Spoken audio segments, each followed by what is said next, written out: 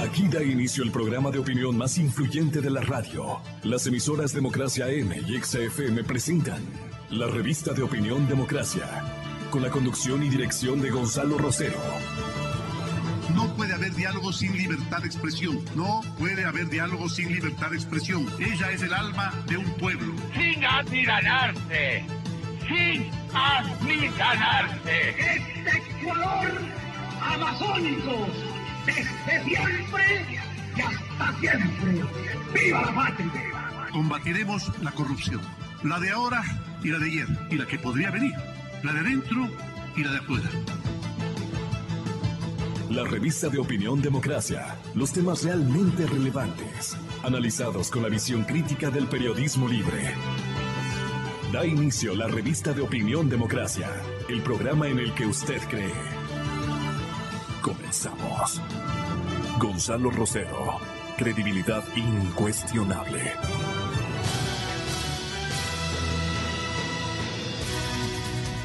Muy buenos días con todos, 6:46 minutos de la mañana flat.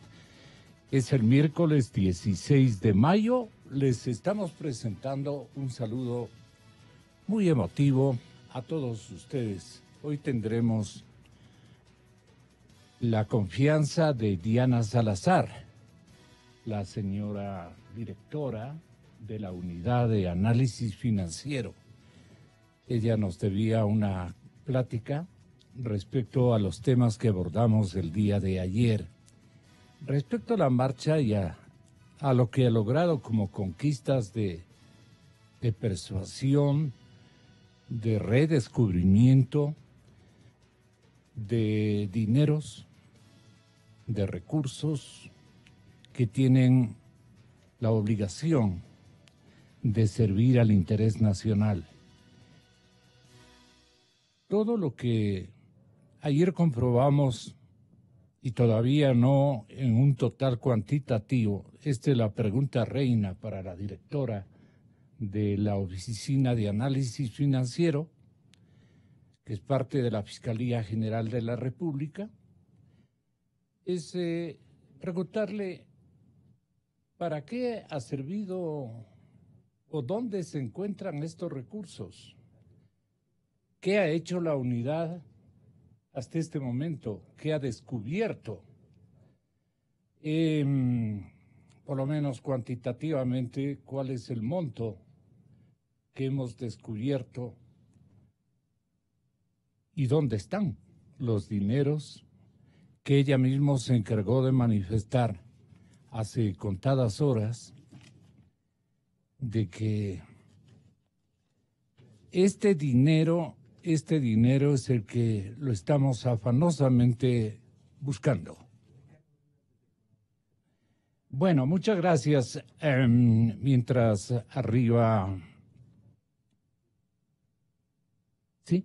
Podría. No, llega todavía. Ok. Bueno, entonces queremos saludar a Bogotá. En la capital colombiana se encuentra Ricardo Rivas, así como otros 2 o 3 familiares de nuestros hermanos periodistas asesinados vilmente en la frontera norte de nuestro país.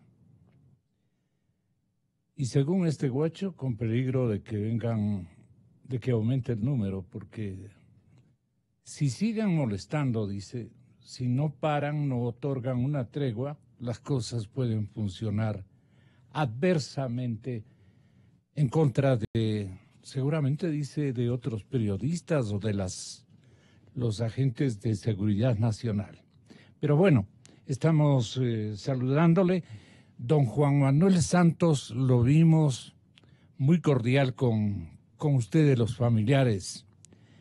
Si el señor presidente de Colombia caballerosamente ha recibido a nuestros hermanos ecuatorianos, que también son familiares de las víctimas y de nuestros colegas periodistas, ¿qué debemos esperar como nuevas acciones y compromisos del gobierno de Colombia? Le preguntamos a Ricardo Rivas. Muy buena la iniciativa. Arribaron ustedes al Palacio de Nariño, fueron recibidos muy cordialmente. Y Juan Manuel Santos es un periodista también, debe haber recordado aquello. Él pertenece a una familia de poseedores de medios de comunicación, desde radiodifusoras hasta televisoras, y el periódico El Tiempo, que es de ellos, familiarmente. Y él fue director del Tiempo durante muchísimos años. Él fue periodista profesional durante muchísimos años antes de dedicarse a la política, invitado por el presidente Uribe, ustedes recordarán, cuando le nombró ministro. Bueno, ¿cómo le ha ido a la Comisión de Familiares? Es nuestra interrogante inicial. Tenga la bondad, Ricardo. Bienvenido, buenos días. Buenos días, ¿cómo está? Gracias por el espacio. Sí, sabe que nos fue bastante bien. Pudimos ayer hablar con el presidente Santos, la canciller Holguín, el ministro de Defensa y el presidente del país de Colombia, en el cual hubo la apertura sobre la información que nosotros solicitábamos del lado colombiano para poder esclarecer estos lamentables hechos. Por el otro lado, también la participación de Colombia en la conformación de la Comisión Interamericana del CIDH, organizada que hemos pedido, la cual Colombia ha aceptado y enviar una carta justamente a CIDH para oficializar el pedido. Y también sobre el tema de la repatriación de los cuerpos, en el cual nos ha sido sensible justamente y colaborará y ayudará en todo lo que sea al alcance del gobierno colombiano para poder ubicarlos y repatriarlos. Es el compromiso del presidente Santos justamente, y eso es importante para nosotros. El día de hoy estamos con una agenda donde vamos a asistir mejor dicho, y en este momento estamos entrando a la Fiscalía y a la Procuraduría de la Nación justamente para hacer los seguimientos respectivos de las indagaciones y cómo van los procesos aperturados aquí en Colombia respecto al asesinato de nuestros 3 familiares. ¿Ustedes creen que alguna instancia o el señor presidente de Colombia conoce las coordenadas donde se encuentran los despojos mortales de nuestros compatriotas y familiares de ustedes? Bueno, tal vez no conocen, pero sí ha ofrecido toda la ayuda, el contingente necesario para tratar de localizarlos en el menor tiempo posible y poder ser repatriados a nuestro país. ¿Anunció algún tipo de operativo emergente, muy conocido, muy convencional para estos casos? No lo mencionó ningún operativo especial. Sin embargo, también hoy tenemos algunas reuniones importantes, sobre todo con organismos como la CICR, para ver en qué punto está este particular. Y lo importante es justamente la disposición política que se tenga sobre este asunto para efectos de estar siempre en la memoria de que hay que repatriar los 3 cuerpos, que es de la cuestión fundamental de las 3 familias que estamos aquí en Colombia. ¿Se siente, no obstante, con la obligación que ha sido sellada ayer el señor presidente Santos, pero él se siente con la seguridad de que va a poder, entregar a los familiares de la forma más urgente y repatriar esos cuerpos? ¿Se siente en posesión del escenario? ¿Algún dato adicional que dejó entrever, digamos, en la plática? Bueno, datos adicionales no, pero justamente iba a solicitar información y a buscar las acciones necesarias justamente para viabilizar este pedido. De hecho, el compromiso con las 4 más altas autoridades del país fue importantísimo y conversamos casi por 2 horas, y la importancia que le dio por el tiempo es muy importante, de lo que el gesto que hizo el presidente Santos al abrir su agenda y poder recibirnos, y creo que eso es, valoramos mucho la actitud que ha tenido con respecto a nosotros, la posición.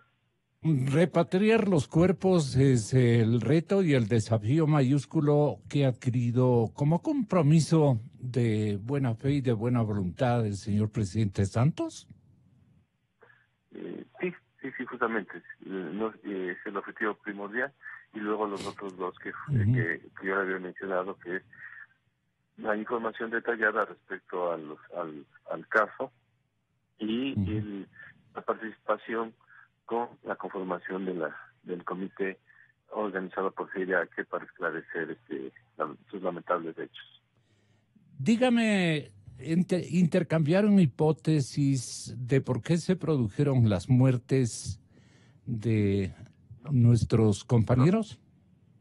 No intercambiamos hipótesis, pero sí mencionamos algunas cosas adicionales que por temas de reserva justamente no puedo comunicar. Ya, están en un plano de reserva simultánea y no le puedo yo seguir insistiendo en aquello. Pero deben haber llegado también al meollo de esta situación, que es dibujar algún gesto, algún inconveniente o algún error humano que determinó este desenlace fatal para nuestros compañeros y distinguidos familiares muy queridos por ustedes. Sí, se manejaron algunos escenarios. De todas maneras es importante mencionar que justamente a través de la transparentación de la información va a quedar en evidencia justamente lo que se ha hecho o se ha dejado de hacer. ¿Reconoció algún error de Colombia el señor presidente Santos? Bueno, yo no podría hablar de errores o reconocimiento de errores por parte del gobierno colombiano. Sin embargo, sí estuvo latente el transparentar, y justamente si hay responsabilidades, pues habrá que actuar bajo esas responsabilidades de lo que se hizo, se dejó de hacer, o de las personas que estuvieron a cargo de este Aquí conocemos que la Fiscalía está investigando una conversación telefónica entre un coronel de policías y alias Guacho. ¿Les comunicaron a Colombia de este particular, a ver si ustedes lograban conectarse con esa realidad, esa hipótesis? Y entonces... Bueno, no comentamos. Para nada. De eso no se comentó, Ya. ¿Nos podría hacer un resumen general de lo que platicaron? Porque no es curiosidad periodística, sino que la ciudadanía quiere ver cuál fue el grado de compromiso que adquirió el señor presidente de Colombia para que los cuerpos retornen a donde deben estar, a territorio ecuatoriano. Sí, como había manifestado, el compromiso fue justamente de transparentar la verdad, lo que se necesita respecto a esta información para poder actuar en estos casos. El compromiso de participar en la confirmación del CIDH, que es fundamental en este proceso, recordando que tiene medidas cautelares en otros países. Y tercero, por la reparación de los cuerpos de la información que se tiene.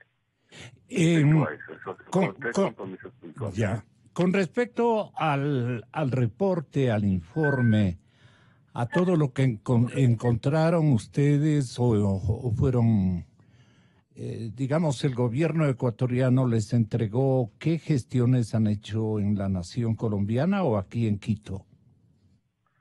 No, con respecto a la información reservada que se entregó, lo que hicimos ponerlo bajo custodia y a través del notario que yo fue donde se dejó la documentación, pues simplemente dejamos en custodia para que cuando venga la comisión poder entregarlo directamente a ellos. ¿Las autoridades colombianas no les solicitaron tal vez un ejemplar de ese informe? No, para nada. Para nada. Ellos tienen informes colaterales importantes que seguramente van a facilitar a la familia, a los familiares. Sí, justamente en eso vamos a trabajar y vamos a solicitar una vez que estemos en Quito. Una vez que estemos en Quito, pues vamos a analizar qué necesitamos y haremos el pedido correspondiente. ¿Algún asunto importante que tenga que saber la ciudadanía que ha construido un espontáneo entorno de adhesión, pero también quiere saber novedades que optimicen la posibilidad de conocer especialmente el fondo de la verdad, lo que bien nos manejamos y lo que mal nos manejamos en las tareas? No para un ejercicio de réplica ni de reclamo de parte de la sociedad ecuatoriana, sino que ¿considere usted que todo el mundo ha sufrido por este episodio tan doloroso para el Ecuador? Sí, así es, un episodio doloroso en el cual nosotros pues, hemos tratado de buscar respuestas y en escenarios diferentes justamente para poder llegar a la verdad, transparentar, y esto ha sido una lucha constante en la cual no nos vamos a cansar hasta llegar a los últimos sucesos que se han dado, y pues para que es un derecho que tenemos nosotros también como víctimas, un derecho que tiene la ciudadanía, el país, el Ecuador, los 16 millones de personas que están detrás justamente y que se vive la indignación mientras no se conozca la verdad. Así es. Realmente que esto es importante. Ricardo, ¿qué preguntas de la ciudadanía? Esta es la última interrogante, 1000 perdones. ¿Qué interrogantes o qué preguntas se ha autoformulado la ciudadanía respecto de este lamentable episodio que ustedes buscan contestarse como familiares y contestar también a la verdad de lo que ocurrió a la ciudadanía ecuatoriana? ¿Cuándo cumplirán con ese compromiso, por lo menos convenciéndonos de lo que ocurrió? Podríamos más o menos convalidar, digamos, un esfuerzo de todos en favor de los 3 periodistas, si es tan amable, Ricardo. Bueno, creo que la mayor pregunta es justamente por qué sucedió ese trágico final, o sea, qué hizo que cambien su posición de negociar a asesinarles, que eso es una pregunta que creo que todos los ecuatorianos y el contexto internacional se analiza, que unos mensajes que envió el gobierno estaban negociando bien y de pronto en 4 o 5 días cambian su posición hasta parecer asesinados. Creo que es una pregunta muy importante durante todo este proceso que debe ser esclarecido, y creo que de ahí parte todo. Estamos totalmente de acuerdo, Ricardo, que tengan el mejor de los éxitos en las tareas indagatorias y en el empeño que van a poner las autoridades colombianas por aproximarnos a la verdad plena, que es lo que requiere nuestro país, y ustedes como familiares. Un abrazo a la distancia para todos. Gracias. Gracias, Gonzalo. Te agradezco muchas gracias. Muy amable. Gracias a usted. Bueno, él es Ricardo Rivas, seguramente estaba Cristian también ahí, y Paul. ¿Es Paul? No, es Raúl Borja, sí. A todos los compatriotas familiares de nuestros colegas periodistas, un abrazo y un ejercicio de búsqueda de la verdad exitoso, porque por lo menos conocer la verdad va a ser un reto, un desafío nacional y una obligación de parte de la sociedad y el gobierno colombianos. Les quedo muy reconocido por esta atención a este programa informativo y de opinión que hoy cuenta con la generosa presencia de la doctora Diana Salazar, directora de la Unidad de Análisis Financiero. Le estábamos echando de menos el día de ayer, Dianita. Placer conocerla.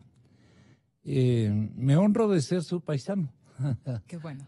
Somos ibaureños. Así es. Y estamos en un tema que igualmente interesa al Ecuador. ¿Cómo le va en la gestión más importante en autofiscalización que las entidades, especialmente la Fiscalía General de la República, muy descuidada en los últimos ejercicios, silenciosa, estratégicamente confundida, en fin? Pero usted ha estado allí resaltando su personalidad administrativa, sus ganas de hacer las cosas y los resultados.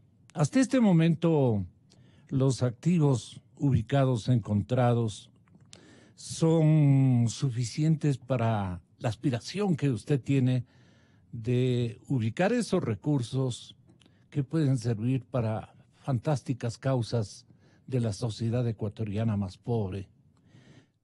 ¿Cuánto cree a la final ha dibujado su mente, no con fantasía, más bien con un apego estricto a una disciplina cuantitativa que usted le ha advertido que maneja casi como una computadora.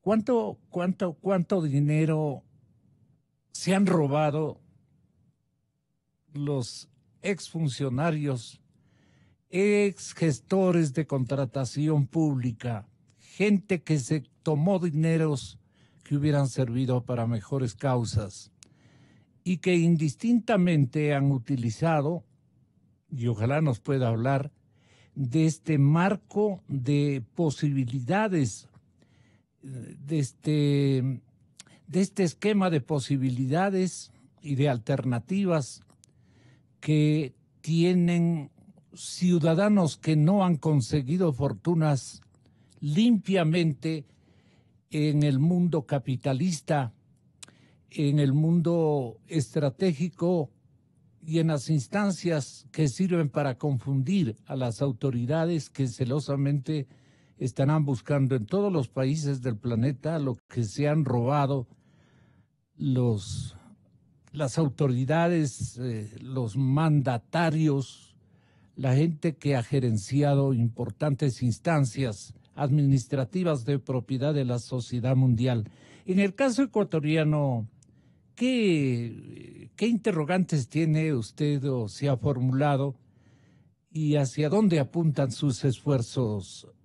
Doctora Salazar, bienvenida, muchas gracias por este realmente privilegio que otorga mi radio audiencia.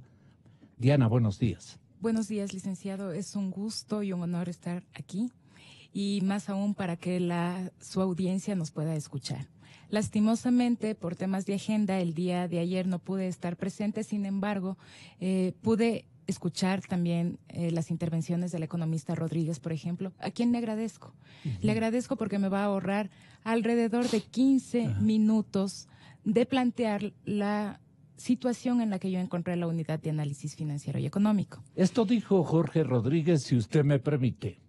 Tiene un problema gravísimo de que no tiene sistema. Todos los trabajos que usted ha conocido que salen de la UAFE han venido de las computadoras o de los sistemas de otras organizaciones del Estado, como el Servicio de Rentas Internas. Ella necesita el sistema obligatoriamente para establecer la ruta del dinero, y no tienen. Y dicen que no hay presupuesto, pero tienen presupuesto, en cambio, para movilizar con gasolina, de derechos de aterrizaje, derechos de aeropuerto, aviones para paseo de funcionarios públicos de alto nivel. En definitiva, es una organización que sigue muerta, lastimosamente, en la parte material. El tema del seguimiento del dinero tiene varios aristas. El lavado de dinero o el blanqueo de capitales tiene dos elementos fundamentales que el gobierno ecuatoriano no lo tiene en este momento contratado. Necesita primero estudios jurídicos internacionales que en forma legal haga la recuperación de acuerdo a la legislación de cada uno de los países a donde se fue el dinero. Y adicionalmente necesita una compañía que haga las investigaciones para determinar en dónde está el dinero. Diana Salazar, vea usted, no tiene los sistemas para efectos de iniciar internamente el control, a pesar de que a esa unidad llegan toda la documentación bancaria de los movimientos en cuentas corrientes y cuentas de ahorro y depósitos que se hacen en todo el sistema financiero ecuatoriano. El control y si está en capacidad de hablar sobre aquellas alertas rojas cuando se dan depósitos o retiros que sobrepasan determinadas cantidades. Pero eso sí, lo tiene porque eso no le interesa solo al Ecuador, le interesa a la organización internacional. Esa información la damos fundamentalmente a organismos internacionales y no lo utilizamos internamente. En esta indefección que se encuentra el Estado, hacer el seguimiento del dinero se vuelve bastante complicado. En este escenario, efectivamente, que vive el Ecuador desde hace algunos años, Jorge, por la publicación de un libro que yo estuve revisándolo justamente la noche de esta víspera, Jorge es uno de los ciudadanos, de los actores didácticos, los actores de conocimiento financiero más importantes que tiene nuestra sociedad y nuestro país. Con una claridad impresionantemente grande, ha realizado unos estudios pormenorizados y que le sirven al mundo capitalista y al mundo socialista, por poner los sistemas que han predominado para el manejo de la economía mundial. Entonces, Diana, ahí tiene usted un gran gesto, una gran compañía para sus propósitos. Y ojalá nos dé la cantidad que sugirió precisamente Jorge Rodríguez. Diana Salazar convalida de que hay como 300 millones de dólares de dineros tomados por la corrupción. Así es. Realmente la posición que tiene el economista Rodríguez es muy respetable al haber realizado los estudios de su parte. Sin embargo, yo le tengo que contar que estamos nosotros en un proceso de realizar una evaluación nacional de riesgos a nivel oficial, en donde ya se puedan medir específicamente estas cifras y presentarle un proyecto, un plan de erradicación del lavado de activos. ¿Y de rescate sería? De rescate, por supuesto, porque su inquietud era hacia mis expresiones realizadas en la entrevista del Diario Expreso. Efectivamente, nosotros quizás nos hemos acostumbrado y nos hemos quedado en que, bueno, ok, tiene 10 años de cárcel, tiene 5 años de cárcel y con eso es suficiente. No, señores, nosotros tenemos que buscar nuevas vías para recuperar los activos que han perjudicado a la sociedad. Usted lo dijo en un primer momento, que aquellos dineros que fueron sustraídos de las arcas fiscales debieron haber sido utilizados en beneficio de la sociedad. Y hacia allá debemos ir. Debemos nosotros ya pasar de esta etapa, si bien nosotros tenemos que investigar los delitos, obtener sentencias, pero tenemos que recuperar. Porque de lo contrario, pasados los 10 años, pasados los 6 años que las personas están en la cárcel, que a propósito le cuestan también al Estado mantener a aquellas personas privadas de la libertad, salen a disfrutar de aquellos dineros mal habidos y ellos han trabajado para sus generaciones venideras. Hacia allá vamos. Estamos nosotros ya en contacto con organismos internacionales, con Naciones Unidas, a través de la iniciativa STAR, no sé si usted conozca, que es una iniciativa para recuperar los dineros producto de la corrupción. Estamos como afiliados ya. El Ecuador ha presentado su necesidad de adhesión, de compartir la iniciativa STAR, y la iniciativa STAR básicamente lo que consiste en dar asistencia técnica a los países para que puedan obtener las herramientas. Entonces recambio la pregunta, ¿en qué consiste la asesoría técnica? La asistencia técnica significa capacitar a los operadores de justicia, a las personas encargadas en la misión de recuperar los activos. Entonces, ¿cuál es la función básicamente de la UAFE? La unidad de análisis financiero, a través de sus unidades homólogas a nivel internacional, puede solicitar información de las personas que están siendo objeto de análisis o de investigación. Así vamos a rastrear el dinero. Por ejemplo, recibimos también a una comisión de Naciones Unidas aquí en la unidad de análisis financiero, en donde vinieron a hacer un mapeo y un análisis de qué es lo que necesita el Ecuador. Necesitamos instrumentos jurídicos. Los tenemos algunos, sí. Por ejemplo, una vez que hemos obtenido sentencias a través de los comisos, pero tenemos que ya comenzar a hacerlo. En Panamá existen recursos de ciertos sentenciados que fueron materia de estos escándalos relacionados con Petroecuador, por ejemplo. Y esto ya tiene que pasar a un nivel más bien diplomático y de negociación entre los países. Los países tienen que sentarse en la mesa, suscribir un convenio bilateral y acordar las entregas. Por ejemplo, ok, en Panamá, voy a hablar supuestos, tengo 5 millones de dólares. Ecuador, ¿en qué va a utilizar usted estos recursos? A Panamá le ha significado también gastos, el tener, su sistema financiero se vio afectado por tener estos recursos, entonces tenemos que llegar a un acuerdo de devolución de esos bienes y de esos fondos, y que esos fondos sean realmente utilizados ¿en qué? En obras sociales, en campañas de prevención de la corrupción, porque no debemos nosotros quedarnos en que, ok, hemos recuperado y vamos a hacer casas. Tenemos nosotros que formar las generaciones para que cambien su forma de pensar. No debemos ser un país en donde se generaliza o se hace un tema común la corrupción, la moralidad. Tenemos que rescatar eso y con nuestros jóvenes, programas de educación. En eso debería ser invertido ese dinero. Cambiar al hombre ecuatoriano. Tenemos que cambiar esa mentalidad. El capital humano y esa mentalidad. Esa mentalidad del vivo, de que yo me voy a aprovechar y que el servicio público no es un tema de servicio a la sociedad, sino de servirme. Eso no, señores. Los niños de la frontera norte quieren ser como Guacho. Ese es un problema. Entonces a estos niños tenemos que entregarles todas las herramientas para que vean que con educación pueden ser diferentes. Tienen que ser tan inteligentes como este señor Guacho, porque para estar manejando una organización debe ser un hombre inteligente. Sin embargo, esa inteligencia tiene que ser bien aprovechada y no desviada para fines delictivos. Igual que la cárcel como solución y la mentalidad de, bueno, pues me voy unos cuantos años. Total, tengo algunas garantías, incluso de derechos humanos, entre comillas. No gastas. Salgo rápido, la gratuidad de la justicia a mi favor me auxilia y luego salgo y disfruto. A disfrutar de estos dineros, gigantescas cantidades de dinero que luego vendrán en forma de nuevos ricos. Y el Ecuador se ha visto burlada, la sociedad se ha visto burlada. Y así es. Entonces, nos quedó en darnos una cuantificación de lo que supone la UEFA. Claro. Hay que rescatar. Sí, hay que rescatar. Y también que nos explique, Diana, dónde y cómo seleccionaron los nichos donde han depositado, porque este también es un elemento. Claro que guerra avisada no mata gente, ¿no? Pero en términos generales, para que no crean que somos tan, ¿no?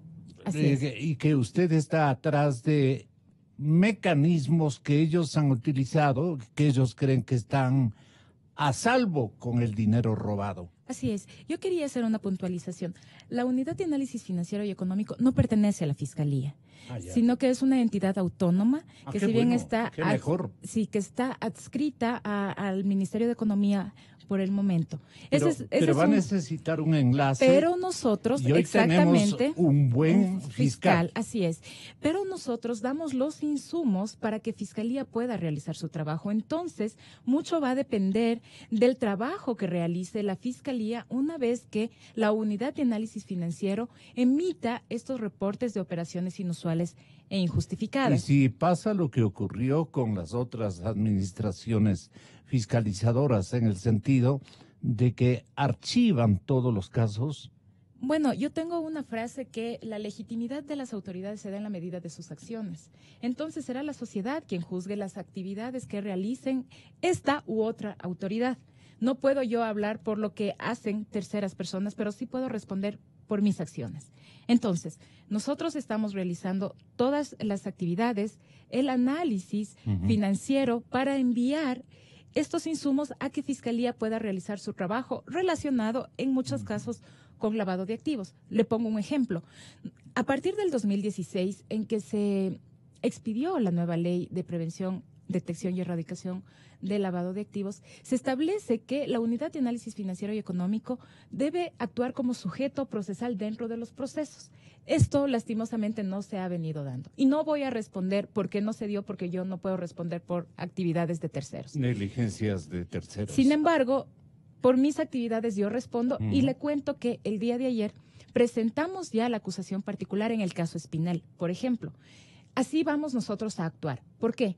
Porque en este tema del lavado de activos aspiramos a tener una sentencia y a través de la reparación integral es un mecanismo de recuperación de estos activos. Es decir, los jueces tienen que fijar una suma que ha sido afectado el Estado, en este caso la unidad, en calidad de víctima.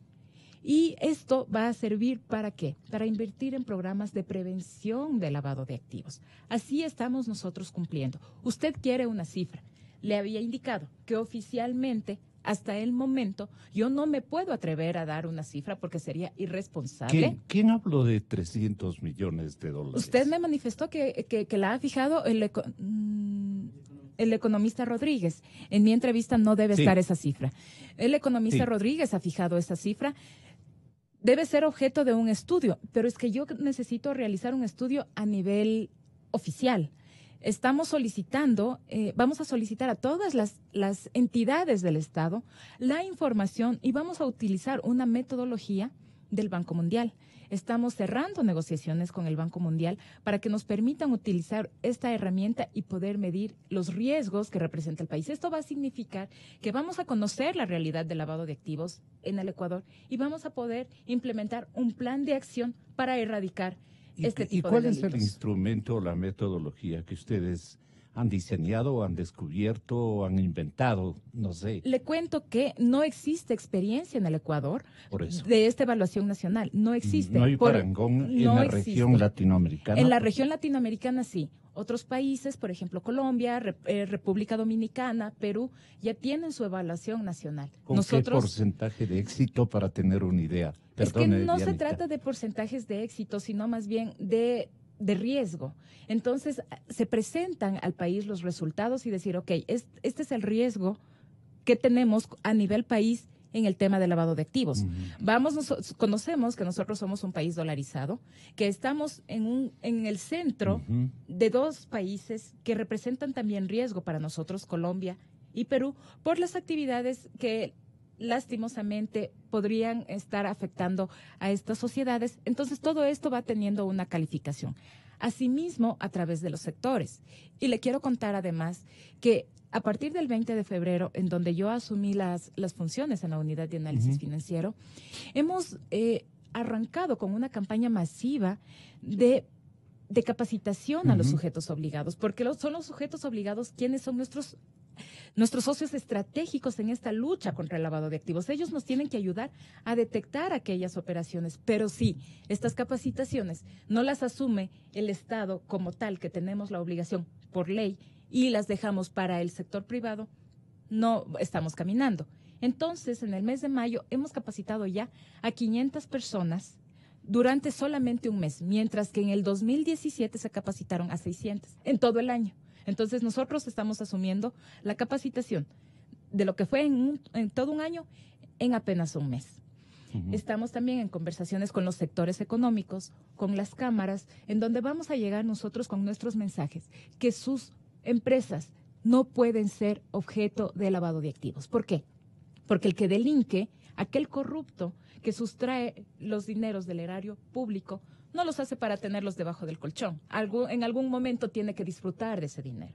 Y ese dinero él trata de insertarlo en el sistema financiero. ¿A través de qué? A través de la adquisición de bienes, a través de la adquisición de vehículos, a través de la inversión, crean compañías. Entonces es el sector privado quienes son nuestros socios estratégicos que nos tienen que ayudar a detectar aquellas operaciones inusuales e injustificadas. El sistema bancario y financiero no pasa a ser socio de esta corriente que predomina en las fiscalías del continente y del planeta, de todos los países del mundo, quiero decir.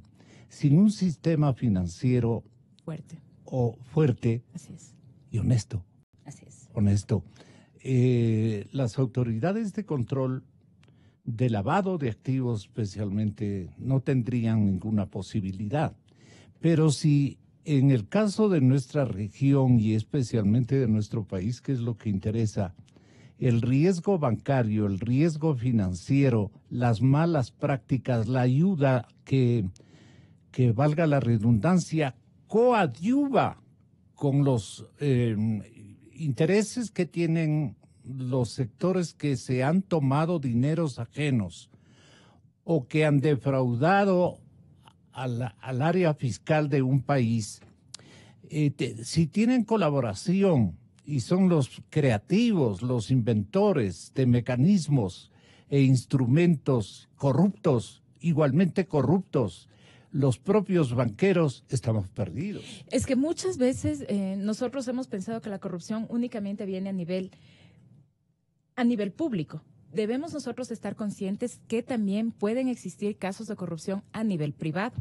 Entonces, aquí viene nuestra posición.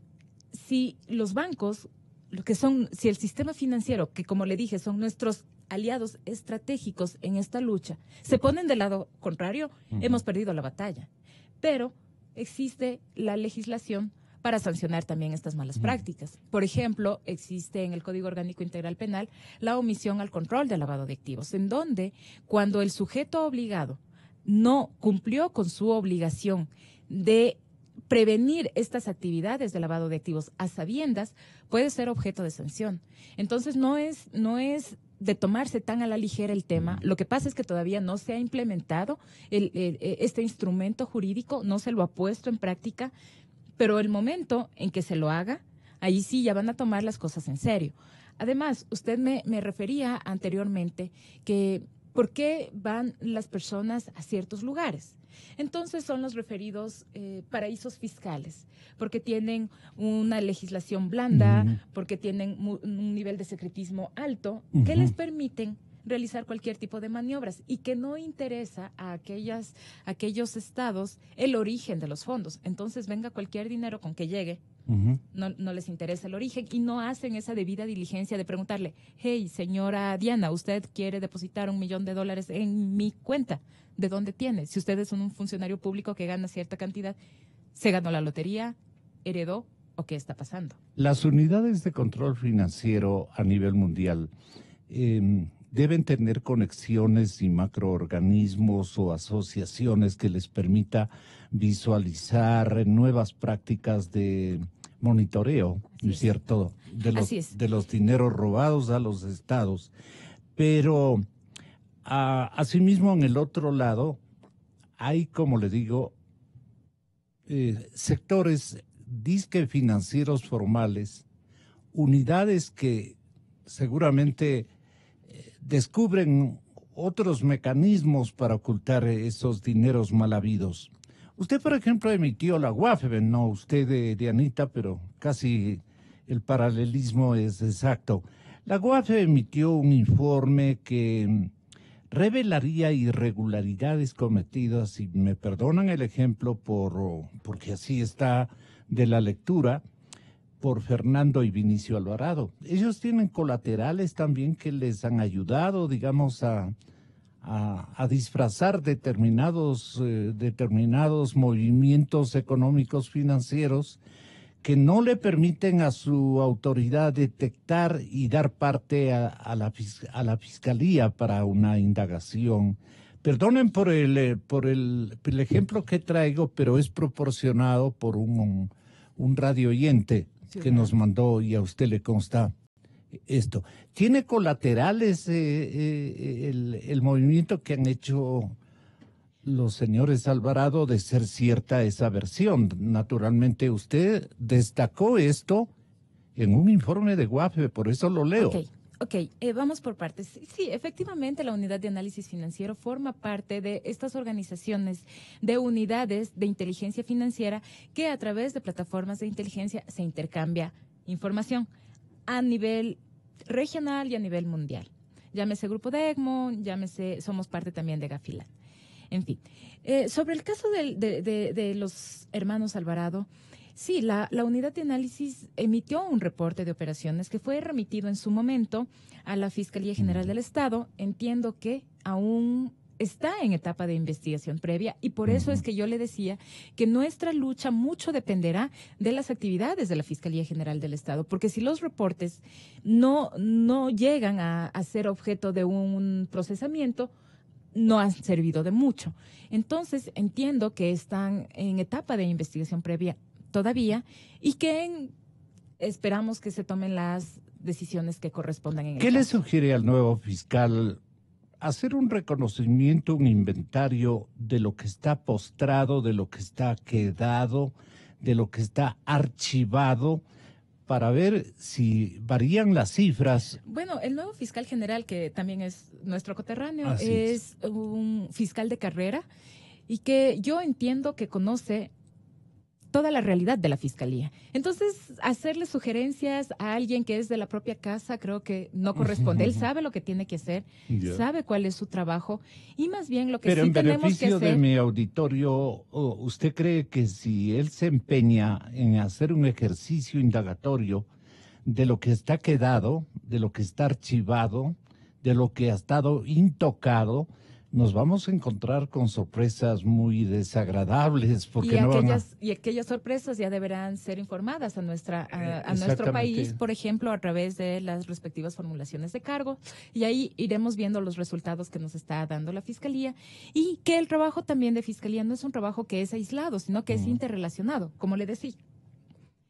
Los insumos, nosotros enviamos nuestro reporte que viene a ser como una especie de noticia de delito para que ellos puedan realizar el trabajo.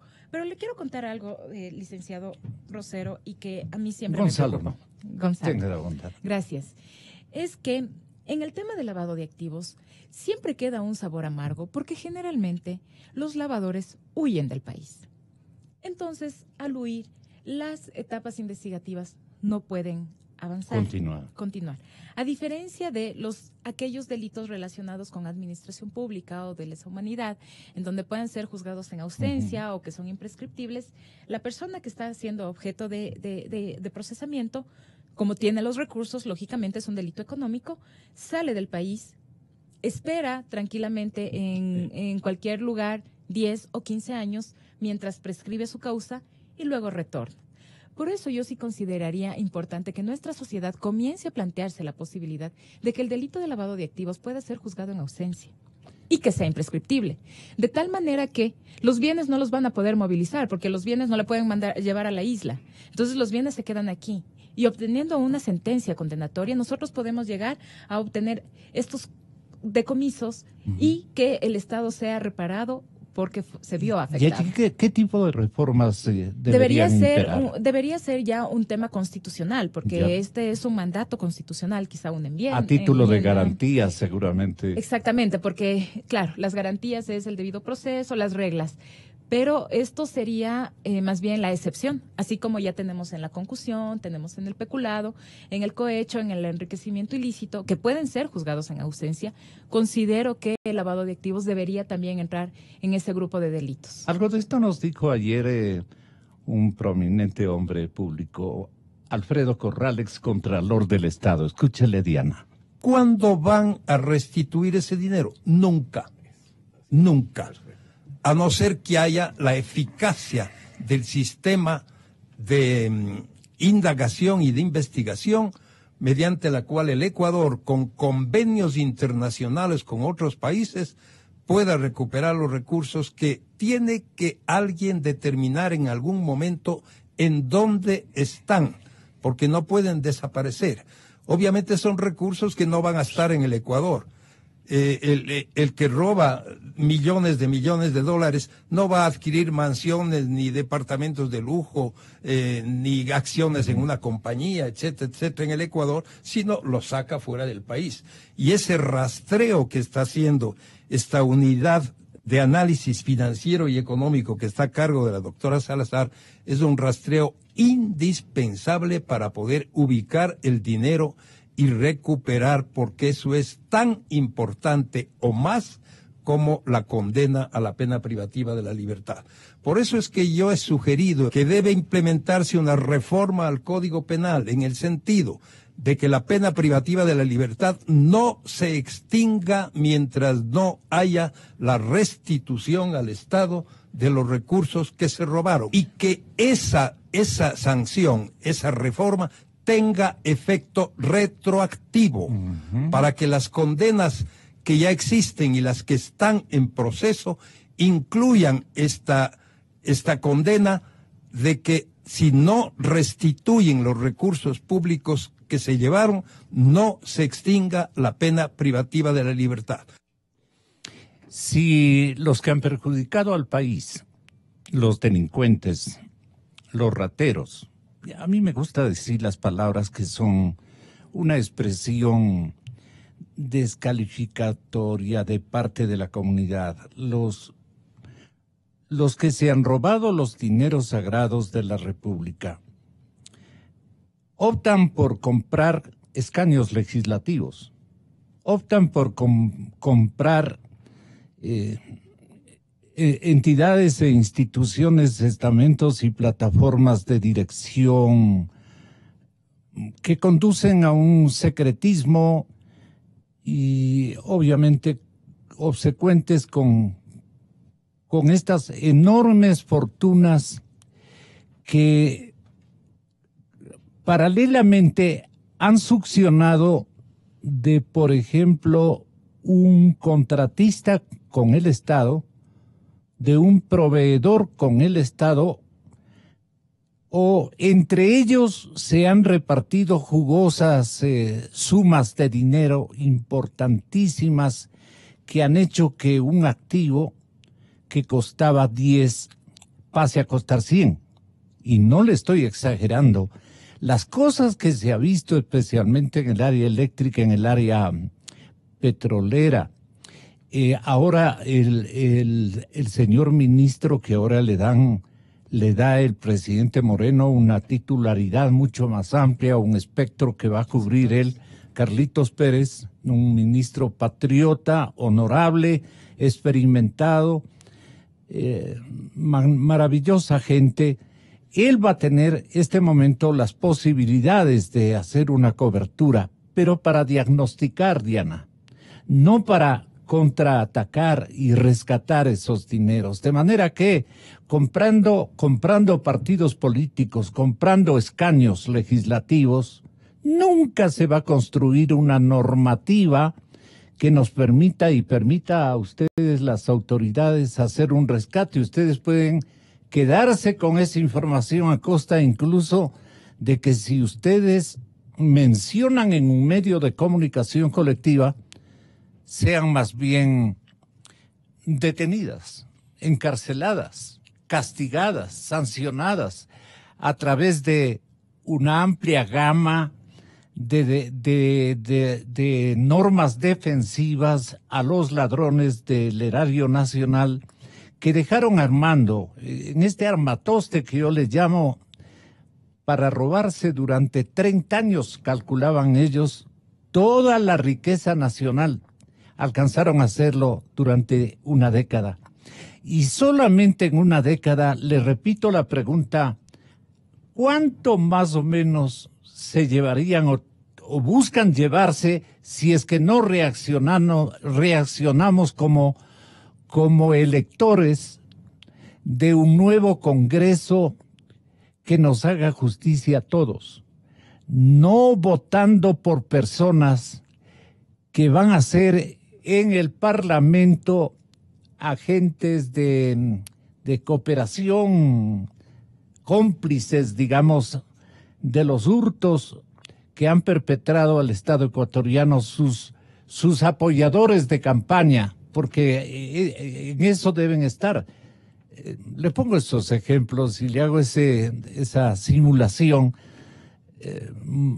con mucho coraje, pero con mucha independencia. ¿Qué le parece a usted una minga ética que vaya a las próximas campañas electorales a señalar verdaderos fiscalizadores de estos hechos para recuperar una cantidad impresionante de recursos que debe estar en manos de sectores, de nichos, de bancos, de nichos en donde se han depositado a título de lo que sea? Ojalá nos pueda explicar cómo están depositados, por qué plazos, cuáles son las garantías que ellos tienen para reclamar esos valores, no obstante que hayan transcurrido 10, 20, 30 años. Esto me parece que es importante que conozca la ciudadanía. Por ejemplo, lo que yo le decía, que nosotros debemos cambiar esta conciencia de generalizar la corrupción y que la corrupción más bien se da en un tema de vivos. No, señores, es un tema de delincuentes, de personas que están en contra de la ley. Entonces, si lastimosamente nuestras legisladores, las personas que son encargadas de hacer las leyes en beneficio de la sociedad, hacen leyes en beneficio de los delincuentes, nosotros tenemos que castigarlos ¿en dónde? En las urnas, sin darles nuestro voto, teniendo memoria y diciendo, así se comportó esta persona y yo no le voy a permitir que le sigamos pagando los sueldos que le paga el Estado para que trabaje o legisle en beneficio de los particulares y no de unos particulares finalmente que sean honestos y que estén entregando trabajo al Ecuador, sino más bien de aquellos particulares que no están haciendo bien las cosas. Asimismo, mucho depende, por ejemplo, de las iniciativas de legislación que se presentan ante el legislativo. Y ahí nosotros debemos tomar muy en cuenta quiénes sí dan su voto, quiénes se oponen a este cambio, o quienes se abstienen o simplemente no asisten. Pero debemos nosotros ser muy conscientes, y aquí viene un papel muy importante que juegan los medios de comunicación, de dar a conocer a la sociedad quién es quién realmente, siendo muy objetivos, siendo muy críticos, tampoco sin compromiso, sin querer beneficiar ni querer perjudicar a las personas, sino simplemente siendo muy objetivos e informando lo que corresponde. Así la sociedad va a poder tomar las decisiones. La historia de los ciudadanos hace falta... Exactamente. Resaltarla, y que no tengamos esta frágil memoria en donde olvidamos las cosas buenas y también las del otro lado. Pero culpa de todo es el elector que ignora muchas cosas nosotros ignoramos, porque yo también soy una electora, pero también a veces no nos recuerdan, y por eso yo le digo, el papel de los medios de comunicación es muy importante en este tema, para recordarnos, para hacernos tomar conciencia de quién realmente es, y conforme, le digo que las palabras pueden sonar muy bonito, pero los hechos son los que realmente demuestran cómo realmente son las personas. Jorge Rodríguez también se refería ayer a las instituciones que pueden ayudar a la UAFE a realizar una recuperación del dinero de la corrupción. Usted se adelantó en manifestarnos, Dianita, que hay organismos internacionales, hay una especie de iniciativas, de clubs a las que apelan o se insertan entidades de control, y ya es un grupo... Y que ya formamos parte. Eso también quisiera resaltar, que estoy en un trabajo de retomar relaciones internacionales. ¿Qué le prohibieron antes? No me han prohibido, pero retomar a través de la unidad de análisis financiero. No soy quien, nuevamente, para decir lo que hicieron o dejaron de hacer mis antecesores. Sin embargo, yo estoy en un trabajo. Justamente esto, como le decía, estuve en Guatemala hace aproximadamente 2 semanas, siendo invitada por Naciones Unidas para formar parte de un grupo de expertos en recuperación de activos. Estos expertos en recuperación de activos analizan las legislaciones a nivel regional y en donde se van tomando las decisiones que correspondan adoptar en los países. Entonces, la utilización de instrumentos, yo pensaría que el Ecuador tiene aquellos instrumentos internacionales con que podemos nosotros trabajar en un tema de recuperación. Por ejemplo, la Convención de Naciones Unidas contra la Corrupción, conocida como la Convención de Mérida. El Instituto Basilea, que alegaba ayer precisamente... Le cuento que Jorge Rodríguez. En marzo, la Fiscalía suscribió un convenio con el Instituto de Basilea para que ayude en estos temas, y de hecho yo mantuve una reunión con los representantes de este instituto que estuvieron aquí en el Ecuador para establecer los caminos o los nexos que nos permitan realizar un rastreo de esto. Entonces nosotros estamos trabajando. Lo que pasa es que en muchas ocasiones este trabajo del día a día no se lo puede socializar o no se lo visualiza. Entonces parecería que no estamos haciendo nada o que hacemos cualquier cosa.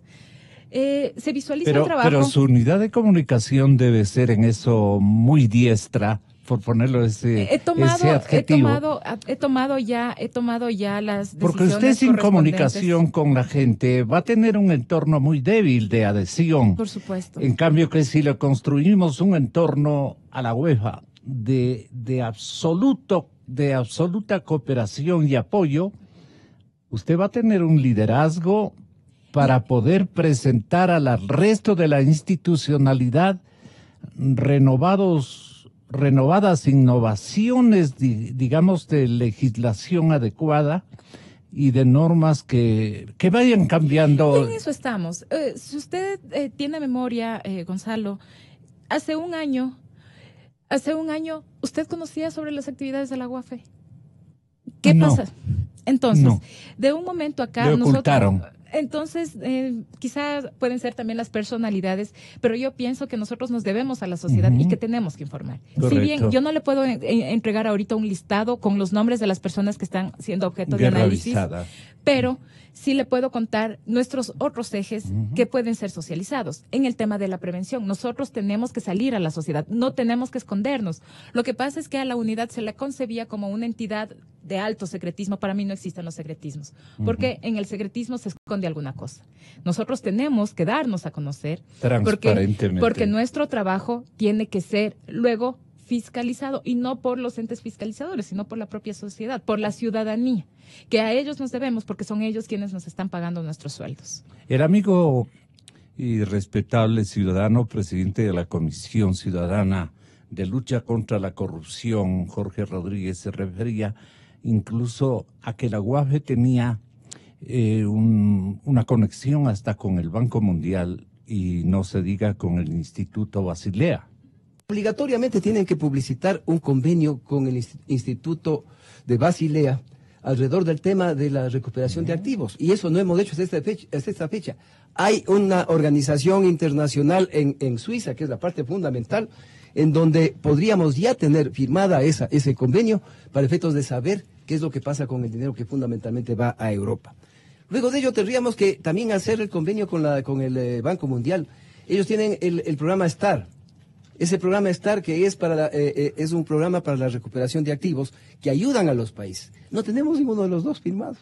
No hemos firmado con ninguno de los dos. Esos son gratuitos. El otro pagado, en cambio, son dos empresas. Una que hace las investigaciones y la otra la que hace la recuperación. Porque una cosa es decir, está depositado en la cuenta corriente número tal del banco tal en tal parte, y otra cosa es hacer la acción legal para efectos de obligarle que al paraíso tributario le devuelva la plata. Y ya hemos hecho. Ya detuvimos dinero depositado por uno de los exministros del gobierno anterior, le congelamos por una disposición que se dio desde los Estados Unidos. O sea, hay cómo hacerlo. Lógicamente que eso fue, digamos, una experiencia solitaria. Ahora, lo que tiene que hacerse es como Estado ecuatoriano, el tener esos dos tipos de contratos. Lastimosamente, estos abogados que hacen la recuperación, solamente hay 3 compañías en el mundo, y son norteamericanas. Ahora, el tema es que usted en Guatemala sí hizo algún acercamiento de esta naturaleza, o sea, nos daba a conocer. Recibí la invitación de Naciones Unidas porque ya tuvimos una reunión previa. Es más, vamos a estar en Viena en junio hablando de recuperación de activos, realizando estos convenios con estos expertos, porque claro, son otros países los que tienen ya experiencia. Por ejemplo, en Guatemala, Suiza nos contaba sobre su experiencia que ha tenido con Nigeria. Entonces, ellos ya suscribieron un convenio bilateral entre Suiza y Nigeria y están devolviéndoles poco a poco los dineros que fueron sustraídos desde este país. Y lo importante de esto es que estos dineros tienen que ser invertidos en los objetivos del desarrollo.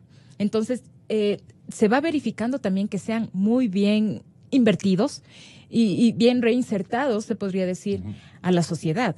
Es que, claro, nosotros no tenemos esta experiencia y tenemos que ser claros, pero estamos aprendiendo y creo que lo vamos a hacer bien. Hay que tener un poco de paciencia. Quizá el economista Rodríguez en esa parte no tenía la información respectiva, pero desde febrero nosotros ya, el país ya manifestó su interés de formar parte de esta iniciativa STAR. Como le dije, ya estuvo aquí esta comisión, se reunió con las entidades y la Fiscalía ya suscribió el convenio con el Instituto de Basilea. Entonces, nosotros estamos avanzando ya en estos temas de recuperación. ¿Por qué no se postula para fiscal? Porque no está abierto un concurso. Va a abrirse. Tenemos nosotros que verificar los requisitos que nos ponga el Consejo de Participación. ¿Qué podría faltarle a usted? ¿Qué podría faltarme? Tenemos que analizar también el tema personal. Tengo que conversar con mi familia. Usted sabe, y el Ecuador lo sabe, que he pasado momentos muy duros, muy fuertes dentro de mi carrera. Ahora todos hemos pasado. Hoy sigo trabajando, pero trabajo en un ambiente hasta cierto punto de no tanta exposición. Sin embargo, también yo estoy consciente que tengo una responsabilidad con el país y yo soy una mujer muy cristiana. Entonces yo estoy donde Dios me pone. Yo estaré donde Dios decida que esté. Diana Salazar, qué orgullo para la Imbabura. Muchísimas gracias. Qué orgullo para el país y para la mujer ecuatoriana. Gracias, Dianita. Hasta una próxima. Muchas gracias. Que Dios le bendiga. Espero que... Desde luego.